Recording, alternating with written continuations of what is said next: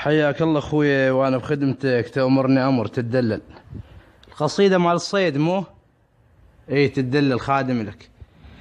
يا طير جيت اليوم عناي، مشتاق لك يا ساكن الهور، جايب سلاح وزلم وياي وقت الشدايد شنهم صقور، فاضل تفكت تونس الناي، تفقت عجيد بغيظ والثور، والحلف بيده سلاح قصاي، والسلم منه طار مكسور، وابن البصالح صاحب الراي ما يخطي رايه بساعة الشور، وحسين بن جبار حداي شاعر وطور طور من طور، قالوا برض ميسان دراي وطيور بيها انواع الطيور، خمينا كل الزور والماي،